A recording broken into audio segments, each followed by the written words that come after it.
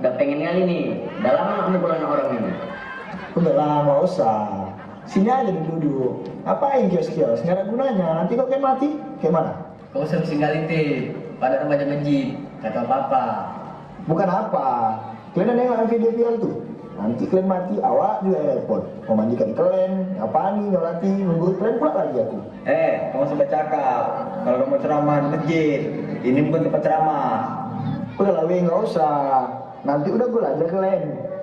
Kau diam. Dah yuk, ngapain urus orang kayak gini? Memang kau. Kemudian, Latif anak remaja masjid pun pulang ke rumahnya. Akan tetapi, Jarwo, Ijal, dan Ipang pun konvoi mencari mangsa dengan knalpot racing mereka.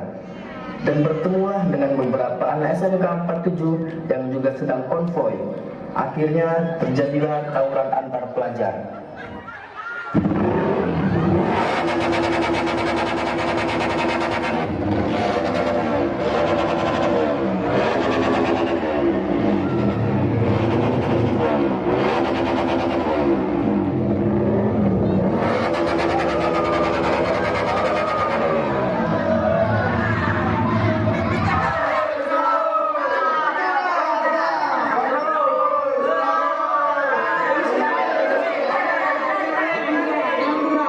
Polisi, diam di tempat kalian.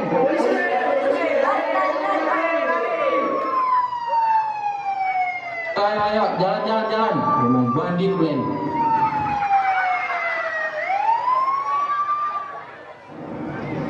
Setelah polisi melakukan penangkapan dan dimintai keterangan, para siswa yang tawuran pun dipanggil orang tuanya masing-masing untuk memberikan klarifikasi dan melakukan perjanjian untuk menjaga anak-anak mereka. Mohon kepada perwakilan orang tua untuk memberikan klarifikasinya dan permohonan maaf serta berjanji untuk mengawasi setiap kegiatan dari anak-anaknya.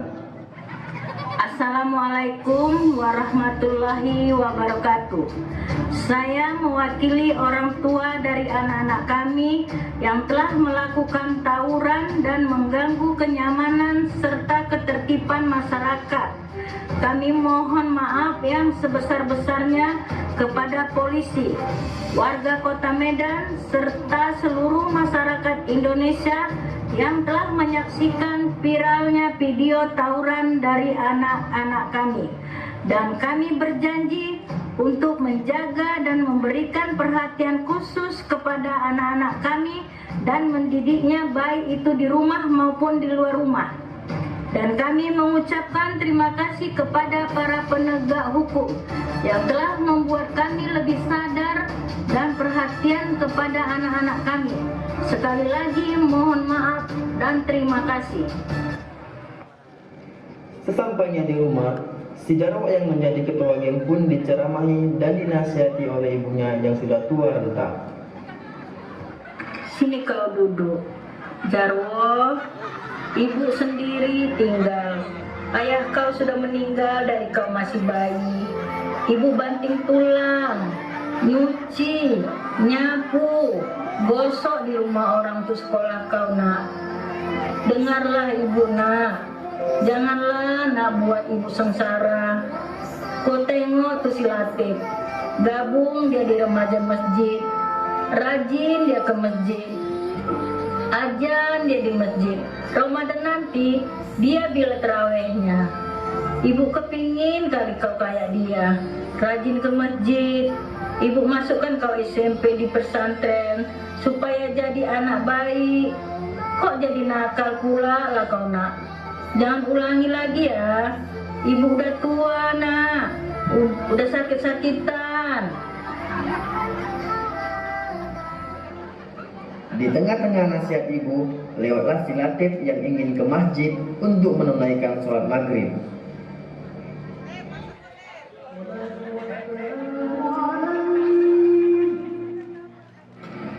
Hei Latif, sini dulu, nak. Saya, Bu. Ajak dulu si Jarwo ini ke masjid. Suruh dia dulu gabung aja masjid. Oke, Bu. Yuk. Ke masjid kita sholat. Ya, ayolah. Apa lagi?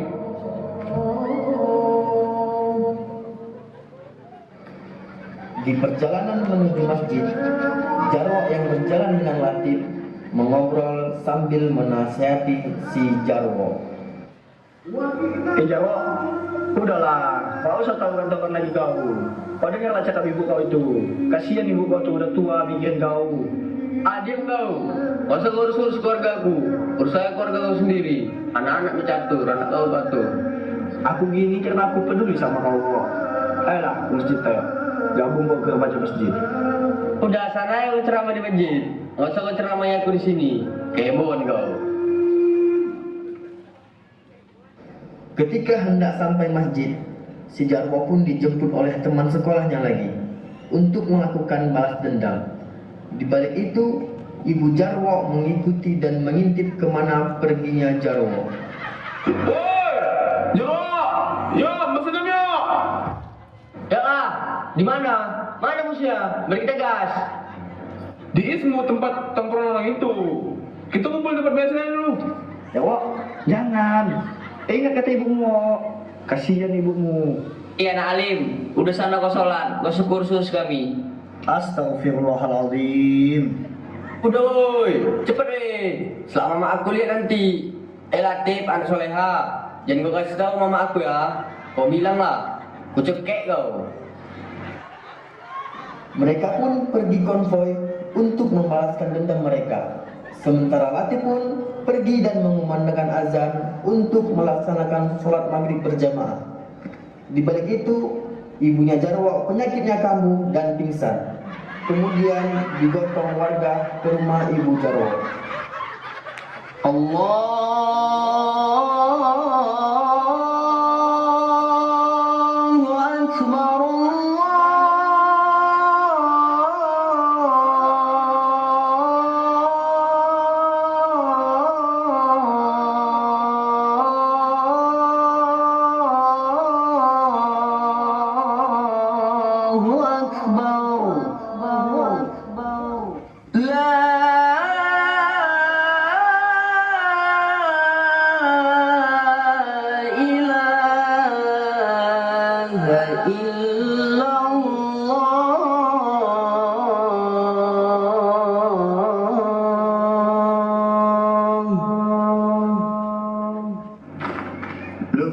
Mana imamnya? Kok nggak ada Pak Saleh?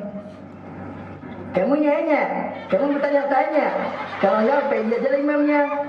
Maaf Pak, saya nggak pandai. Gimana kalau Bapak aja? Maaf Pak Edi, saya nggak bisa. Kalian anak Ramadan masjid sering bisa imam.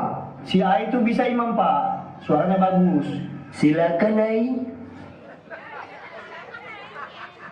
أقيموا صفوفكم واعتدلوا استووا الله أكبر الحمد لله رب العالمين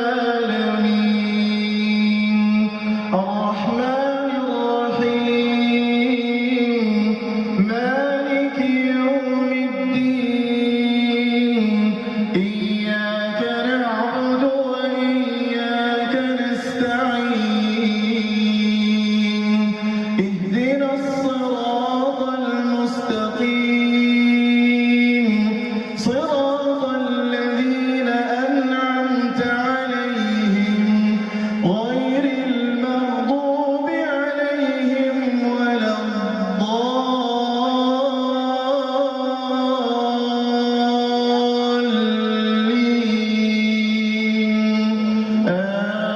آمين الله أكبر سمع الله لمن حمده الله أكبر الله أكبر الله أكبر الله أكبر السلام عليكم ورحمة الله السلام عليكم ورحمة الله. Ketika selesai zikir, datang seorang warga menghampiri jamaah. Gak sah nih, gak sah. Kok anak remaja pula imamnya? Kamu nyanyi, kamu bertanya-tanya. Dari mana pula nggak sah Pak Mamat? Kalau belum menikah, nggak boleh jadi imam. Mohon maaf Pak, izin, syarat menjadi imam itu ada 13. Salah satu syarat yang sudah menikah itu adalah yang terakhir, Pak. Walaupun Bapak sudah haji dan sudah menikah 3 kali, tapi kefasihan, hafalan, dan nada Bapak kurang memadai. Maka saya lebih berhak untuk imam walau saya belum menikah. Bener tuh, Ai. Itu yang dikatakan Ustadz Subuh kemarin. Sudahlah. Ente kadang-kadang ente. Setelah perdebatan berlangsung, datanglah seorang kepala lingkungan untuk mengumumkan meninggal dunia seorang warga. Assalamualaikum, Pak.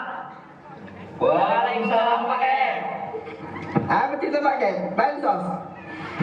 Mohon izin, Pak, mau mengumumkan warga kita telah meninggal dunia, Ibu Siti, baru saja sebelum maghrib tadi, Pak. Innalillahi wa inna ilaihi rajiun.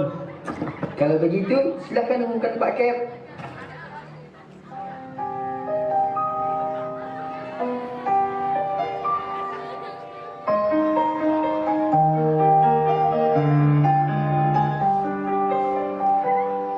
Bismillahirrahmanirrahim. Inna lillahi wa inna ilaihi rajiun. Telah berpulang ke rahmatullah Ibu Siti Sarah, alamat duka Jalan Kuningan Gang Mawar nomor 19, meninggal dunia pada pukul 17.45 WIB. Insyaallah akan dikebumikan besok hari ba'da zuhur di perkuburan Masjid Al-Falah.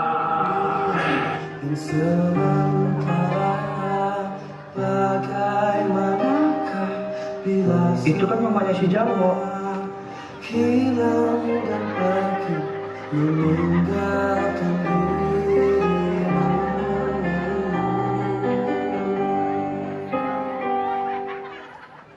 Setelah dari itu, Latif pun pergi mencari Jarwo di tongkrongan mereka yang ingin tawuran. Sesampainya Latif di tempat tongkrongan, Jarwo dan kawan-kawan ternyata tidak jadi tawuran, akan tetapi mereka pesta sambil meminum minuman keras.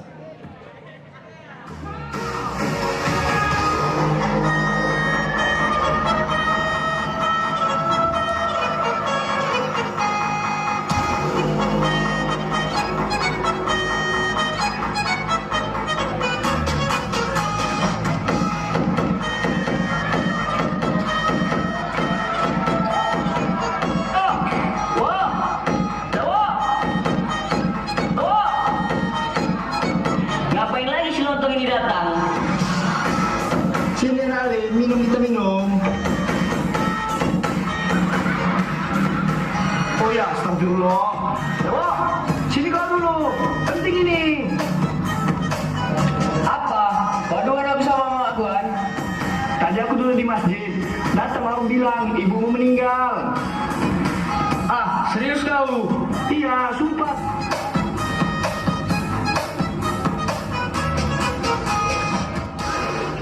Jarwo pun terduduk dan seketika keadaan pun seolah-olah menjadi hening baginya.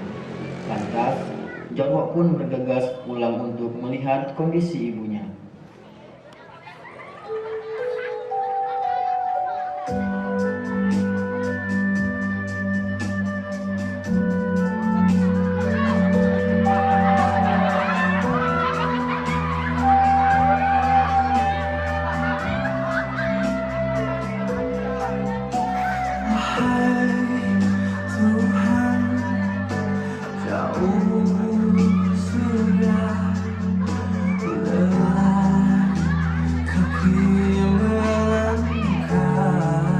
Sesampainya di rumah, Jarwo melihat ibunya sudah terbujur kaku.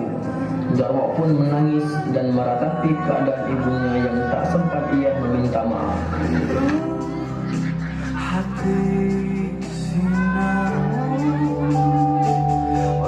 Ibu, maafkan aku. Ibu jangan pergi. Jarwo nggak bisa hidup sendirian. Ibu, Jarwo nggak mau ibu pergi meninggalkan Jarwo. Jarwo nggak tahu mau makan apa. Jarwo nggak tahu nanti siapa yang bela Jarwo. Jarwo nggak tahu nanti siapa yang membiayai hidup Jarwo. Ibu, Jarwo sayang ibu. Jarwo janji menjadi anak yang baik. Ibu hidup lagi lah. Jarwo nggak mau ibu pergi.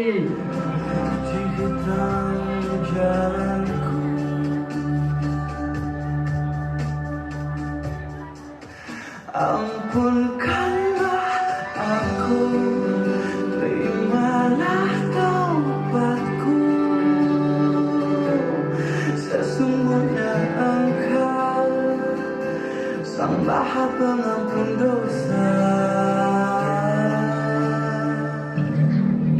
fardu kifayah ibu Jarwo pun dilangsungkan esok harinya, baik dari memandikan jenazah, mengkafani jenazah, mensolatkan jenazah, serta menguburkan jenazah.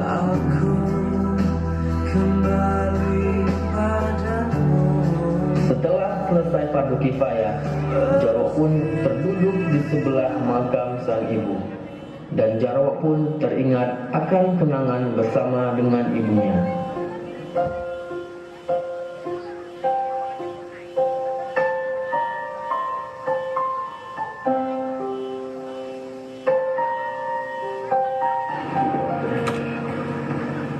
Ibu sering berbohong kepadaku. Ketika aku masih kecil, aku terlahir sebagai seorang anak yatim di sebuah keluarga yang sangat miskin. Bahkan ketika makan, ibu sering membagikan nasinya untukku. Sambil memindahkan nasinya, ibuku berkata, "Makanlah nak, ibu tidak lapar."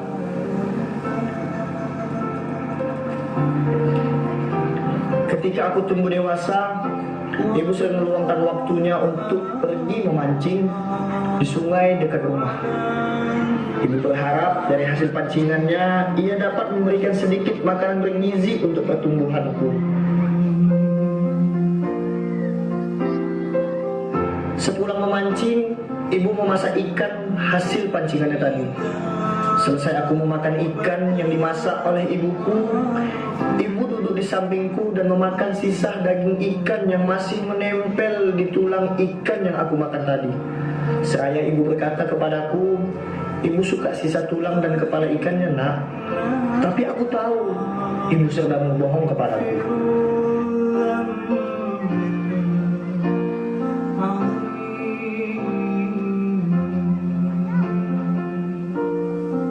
Ketika aku masuk sekolah menengah, demi membiayai untuk masuk sekolah pesantrenku, ibu pergi di rumah tetangga yang memiliki usaha yang cukup maju untuk meminjamkan uang demi hidup serta pendidikanku.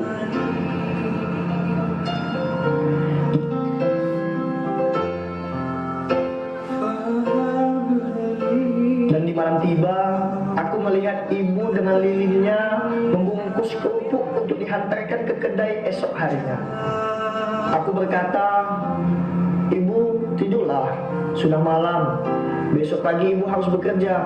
Ibuku hanya tersenyum dan berkata, "Cepatlah tidur nak, aku tidak penat." Dan aku tahu ibu pasti sangat lelah.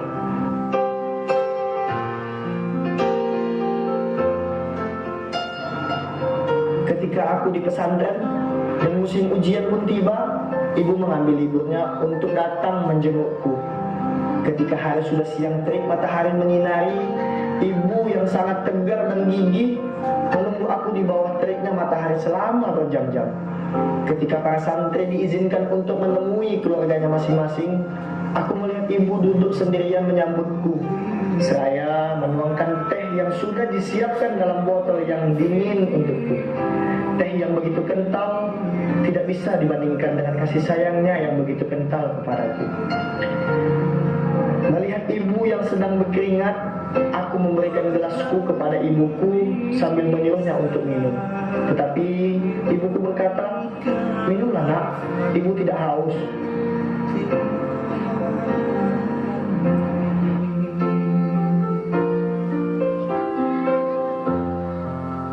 Setelah 2 tahun aku berada di pesantren, aku mendapat kabar ibu sedang masuk rumah sakit dan divonis ibu memiliki penyakit jantung. Tetapi ibu tidak pernah cerita kalau dia sudah terkena penyakit kanker hati stadium 3. Mau tidak mau, aku harus berhenti dari pesantren dan pindah sekolah disebabkan tidak adanya biaya untuk pendidikanku. Dan aku sangat menyesal selama ini. Aku tidak pernah bertanya kondisi ibu, dan ibu tidak pernah sama sekali cerita tentang keadaannya.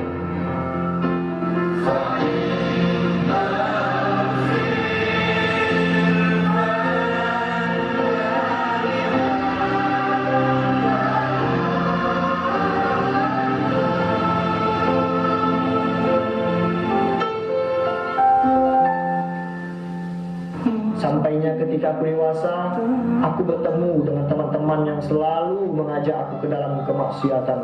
Sementara ibu menyuruhku untuk bergabung dengan anak-anak remaja masjid, dan ibu selalu membanding-bandingkanku dengan temanku. Akan tetapi aku tidak pernah mau mendengar apa kata ibuku. Sampailah tiba aku ditangkap polisi dikarenakan akibat tawuran. Ibuku yang sedang sakit-sakitan datang untuk menjemputku di kantor polisi.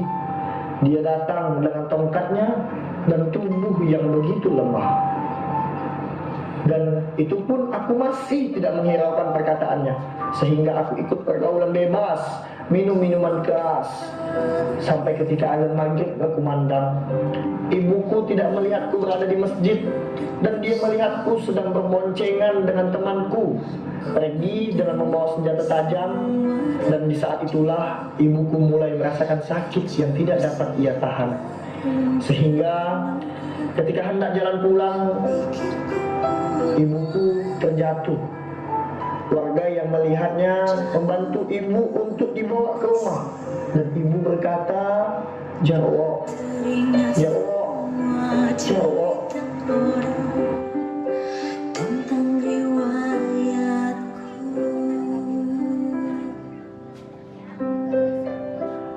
Sesampainya di rumah, ibuku tidak sadarkan diri. Wajah yang sangat pucat dan seluruh tubuhnya dingin. Ternyata nyawa ibuku tidaklah tertolong. Ibuku pun digotong dengan kerandanya menuju peristirahatan terakhirnya. Aku berharap kepada Allah, semoga Allah ampunkan dosa-dosa ibuku.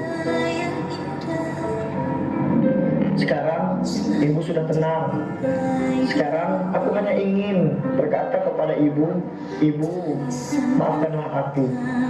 Serta aku berjanji akan menjadi anak yang soleh, berguna bagi agama, nusa, dan bangsa.